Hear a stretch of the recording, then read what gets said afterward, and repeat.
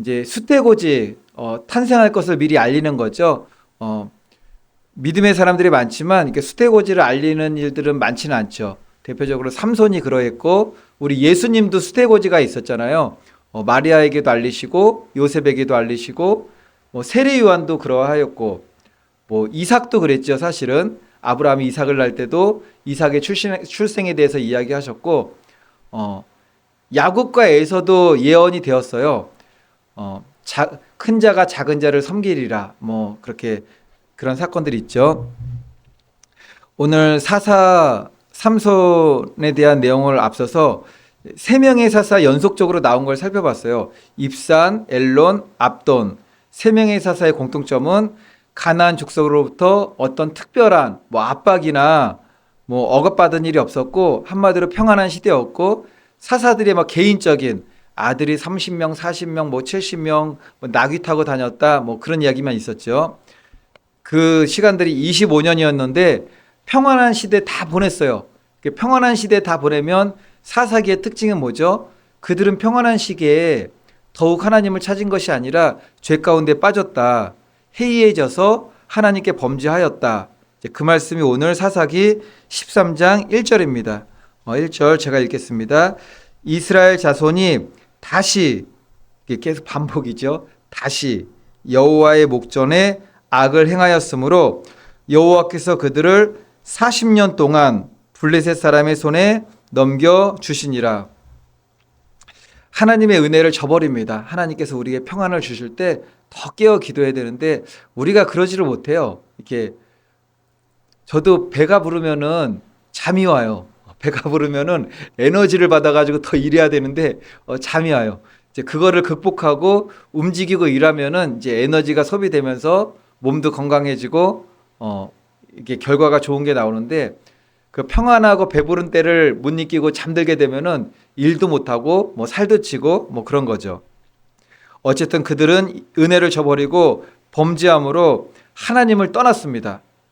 이스라엘을 하나님께서 40년간 블레셋 손에 넘겨주어서 지배를 받게 했습니다. 여기서 중요하게 우리가 봐야 될 것은 이스라엘 백성들을 40년 동안 블레셋 사람에 넘겨주신 분이 여호와 하나님이라는 겁니다. 하나님과 상관없이 그들이 죄를 범하였더니 블레셋이 와가지고 그들을 압제하고 그런 것이 아니라 1절에서 분명히 말씀해요. 여호와께서 그들을 40년 동안 블레셋 사람의 손에 넘겨주니라. 그들이 여호와의 목전에 악을 행하였으므로. 이건 하나님의 주권입니다. 이게 하나님의 계획이시고 섭리예요. 하나님은 선악간에 주권을 가지고 일하시는 분이에요.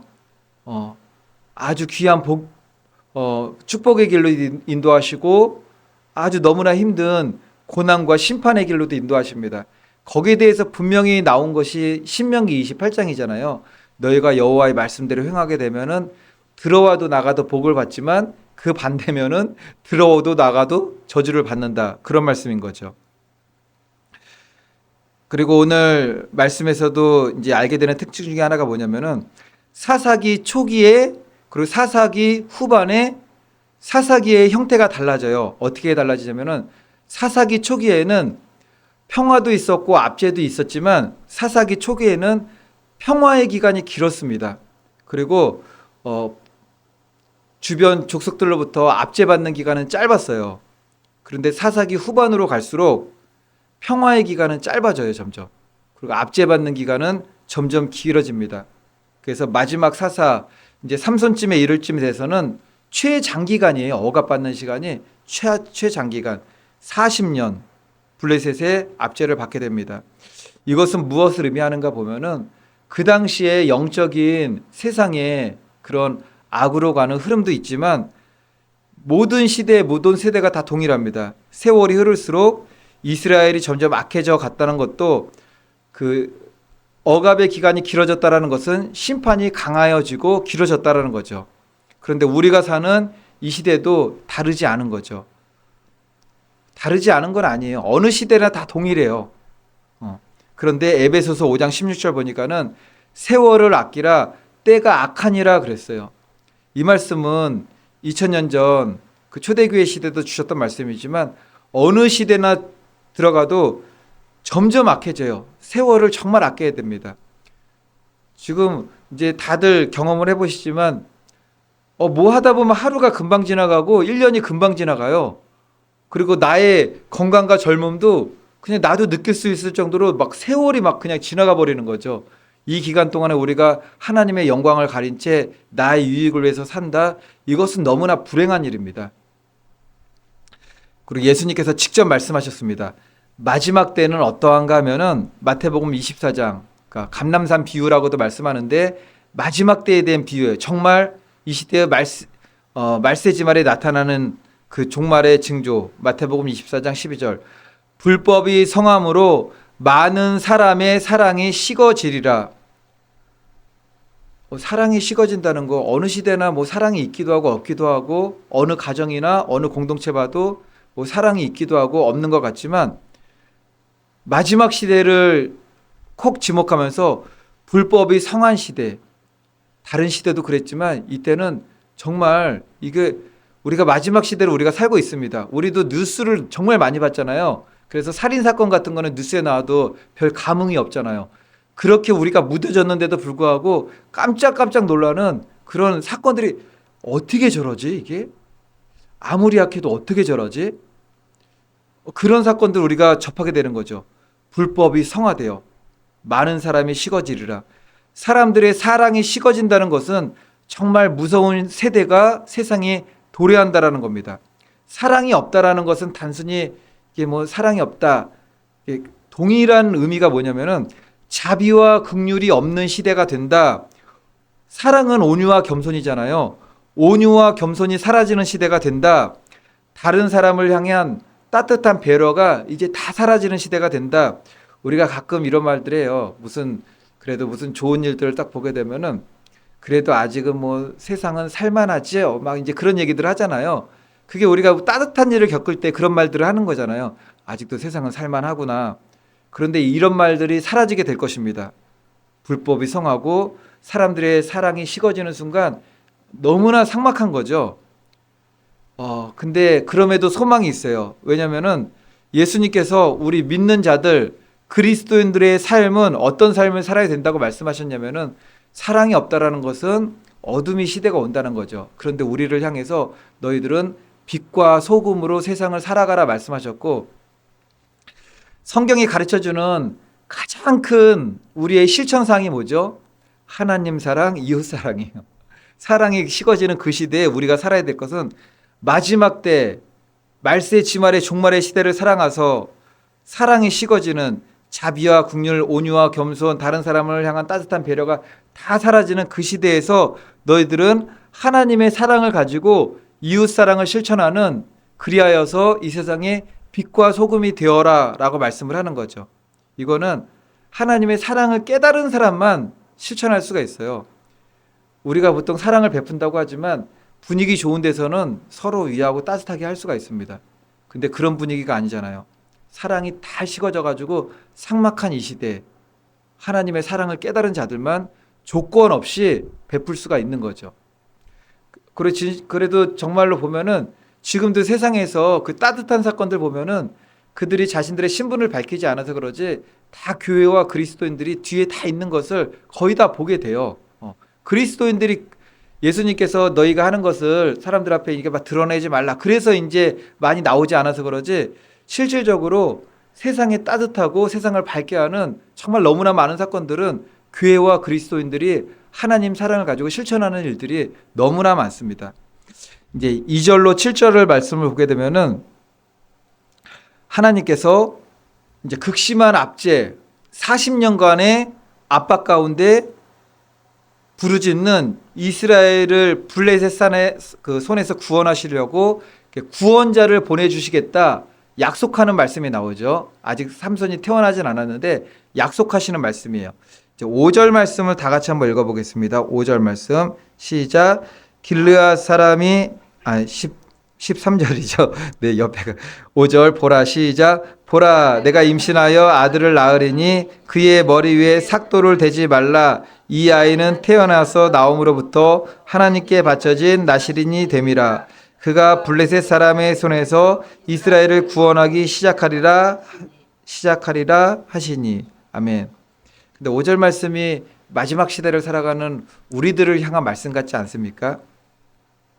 구원할 자가 태어난대요. 우리가 구원하는 건 아니지만 우리 구원자 예수 그리스도의 이름으로 우리가 살아가는 거죠. 살아가고 그가 블레셋 사람의 손에서 이스라엘을 구원하기 시작하리라. 블레셋 사람 압제받고 있는 노예 생활하고 있는 구원하기 시작하는 거예요. 우리가 예수 그리스도의 이름으로 구원해야 되는 겁니다.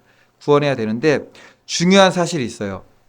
하나님께서 누구를 통해 이스라엘의 구원자가 될 사사 삼손을 보냈느냐면은 삼손이 딱 이미지만 봐도 막 건장하잖아요. 막 근육도 많을 것 같고 막 가슴에 털도 많을 것 같고 막 힘도 셀 것 같고 건장한 사람인데 건강한 여인에게 나올 것 같은데 그렇지 않아요.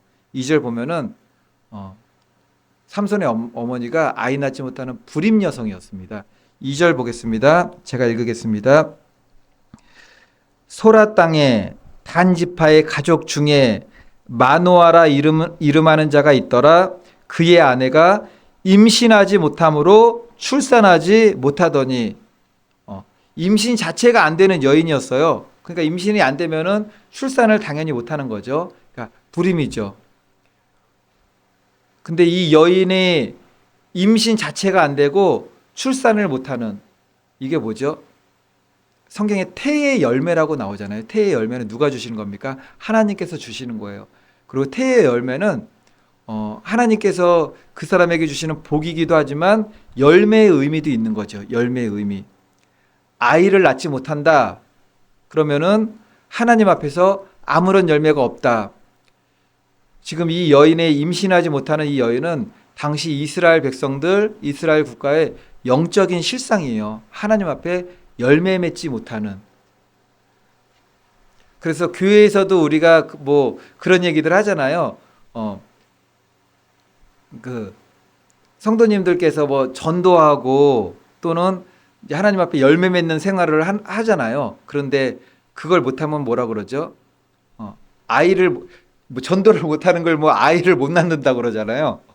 그리고 실질적으로 우리가 뭐 전도뿐만 아니라 신앙의 열매가 사랑의 열매는 뭐 빛의 열매는 우리가 맺어야 될 믿음의 열매인데 그 열매가 없으면은 우리는 불임인 거죠. 불임.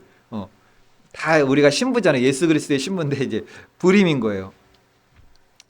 우리가 이제 아이를 낳지 못한다는 것은 하나님 앞에 아이를 낳지 못하는 그 사건 자체가 너무나 비참한 거잖아요. 뭐 지금은 세대가 너무나 이상해져 가지고 아이 안 낳는 거는 그런 거는 얘기 꺼내면 안 돼요. 지금은 결혼 안 하고 그냥 사는 시대가 됐어요. 그냥 혼인신고도 안 하고 마음에 맞는 사람하고 한번 살아보고 몇 년씩 살아보고 뭐 살지 말지를 결혼하거나 결혼하더라도 아이 낳는 걸 고생이라고 생각해서 아이를 안 낳는 시대가 되어가지고 예전에는 뭐 불임이 있으면은 뭐 곧 이제 그런 게 없어요. 이제 그런 게 세상이 아주 성경에 말씀하시는 번성하고 막 생육하고 창조 질서를 다 어그러지는 그런 시대가 되었습니다. 그래도 우리가 얼마 전까지만 해도 이야기를 들어보면은 아이를 낳지 못하는 그 불임 이제 부부들이 정말 힘들어하고 고통스러운 이야기들을 갖다가 뭐 주변에서도 듣기도 하고 TV에서 그런 예들을 많이 방송을 했었잖아요. 뭐 시험관 아기도 하는데 뭐 1차 실패, 2차 실패 막 시험하는 어떻게 해서든지 아이를 가지려고 노력하는 모습을 보게 되었죠. 그게 정상이에요, 사실은. 아이를 못 가질 때 아이를 가지려고 정말 최선을 다하는 게 그게 정상이죠. 근데 지금은 아이가 필요가 없어요, 그냥. 왜냐면은 나만 생각하니까 그런 겁니다. 나 편한 거, 내 유익, 내 만족, 아이가 생기는 순간, 우리 그 여성분들도 아이가 생기는 순간 그냥 아줌마가 되잖아요. 그냥 아줌마가 되고 뭐 사회생활도 못 하시고 막 힘들어 하시고 그냥, 또 아이 키워놓고 일하려고 그러면은 뭐 20년, 15년 막 훌쩍 막 다 세월 흐르니까는 이제는 희생이라는 게 없는 거죠. 그냥 나만 생각해야 되는 거예요. 나만. 그러니까는 아이 없는 것도 아무런 상관이 없는데 3절 후반절 보니까는 하나님께서 그에게 이제 임신하여 아들을 낳으리니 라는 약속을 주셨습니다. 3절 이제 후반절 보니까는 이제 임신하여 아들을 낳으리니, 출산하지 못하였지만 이제 임신하여 아들을 낳을 것이다 라고 말씀을 하였습니다. 오늘 우리들에게 각자에게 주시는 적용되는 말씀이에요. 아이를 낳지 못하는 이 여인의 이때의 고통과 슬픔은 당시 이스라엘 백성들 하나님 앞에서 믿음의 열매, 하나님을 경외하는 열매를 전혀 맺지 못하는 이스라엘의 영적인 실상이면서 우리들에게도 가장 모습일 수 있는 거죠. 열매 중에서 하나님께서 가장 기뻐하시는 열매가 뭔지 아십니까? 열매 중에서 가장 기뻐하시는 열매. 영혼 구원하는 전도의 열매도 기뻐하시지만 그것보다 더 기뻐하시는 게 있어요. 우리가 열매 맺어야 될 게 많죠. 뭐 봉사의 열매, 뭐 헌신의 열매, 뭐 열매 너무나 많은 것들이 있는데 하나님께서 가장 귀하게 보시는 것은 내 영혼의 구원이잖아요. 먼저 나 자신이 구원받는 것. 가장 기뻐하시는 것은 회개의 열매입니다. 그래서 회개에 합당한 열매.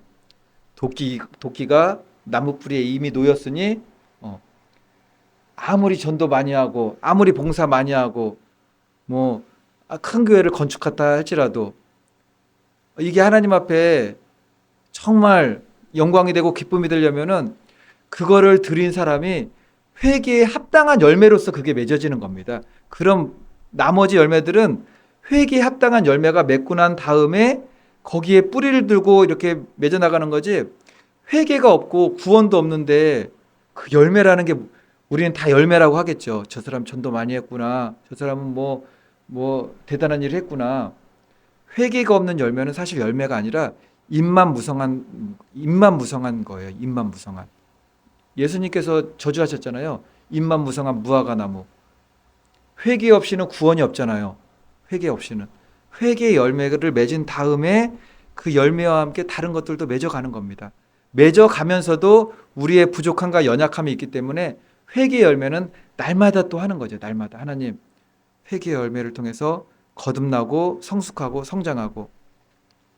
그런데 회개의 열매를 못 맺습니다. 무성한 입에 미혹되면 안 돼요. 무성한 입에.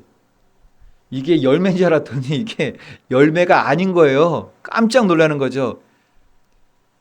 근데 다른 사람은 입만 무성하다 그런 걸 다 보이는데 내 자신에 대해서는 잘 안 보여요. 그게 내 자신에 대해서는, 다른 사람은 나에게 있는 것이 입만 무성한 입인 게 보이는데 나한테는 이게 다 열매로 보이는 거죠. 이게 회개에 합당한 열매를 맺어야 그 다음에 정말 아름다운 믿음의 열매들을 풍성하게 맺으면서 하나님 앞에 영광을 돌릴 수 있다라는 겁니다. 오늘 말씀은 삼손이 태어날 수태고지예요. 근데 삼손은 임신하지 못하는 여자에게서 태어났다. 우리도 만약에 열매를 맺지 못하는 그런 삶을 살았다면은 이제는 하나님 말씀 믿고서 열매 맺는 삶으로 거듭나야 된다라는 거죠. 바라기는 저와 성도님들 모두 열매 맺는, 입만 무성하면 안 됩니다. 그리고 가장 귀한 열매는 회개에 합당한 열매로서 하나님의 일들을 감당해 나가는 것입니다. 그러한 믿음으로 승리하시기를 우리 주 예수님의 이름으로 축원을 드리겠습니다.